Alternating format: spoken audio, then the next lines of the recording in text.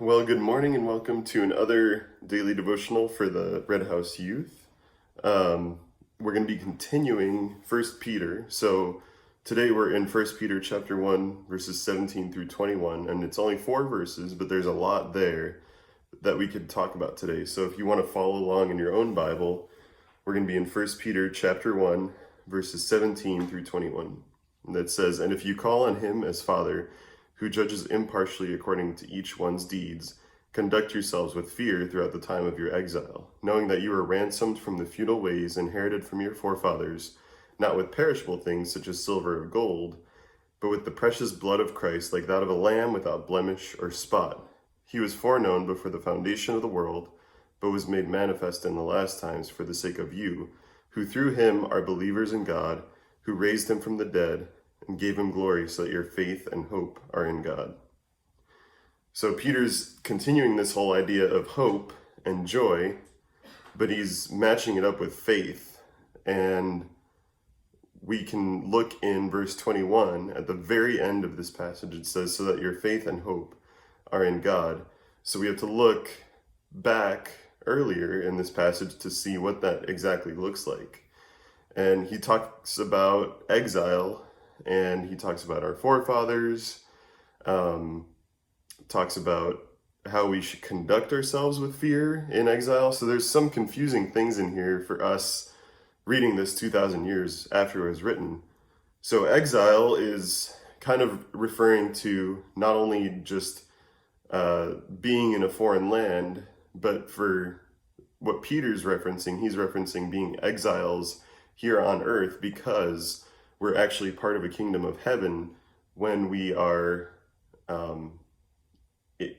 united with Christ through salvation, through his salvation. So that's why in verse 19, he comes back and he says that we are ransomed, not with gold or silver, but with the precious blood of Christ in verse 19.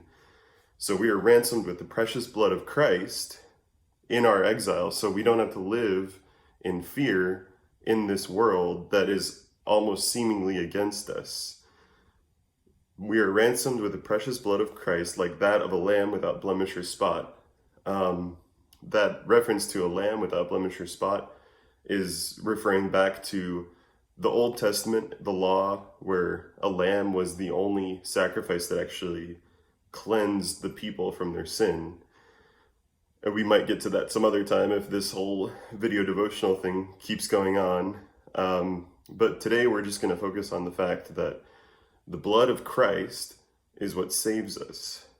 And then Peter writes that Christ was foreknown before the foundation of the world, but was made manifest in the last times for the sake of you. So he's talking about this whole thing that Christ was never created. He always was, because he's God. So he was and is to come, but he was made manifest. He was made apparent to humanity, made a man in the world in the last times. He says in the last times, meaning 2,000 years ago, for the sake of you.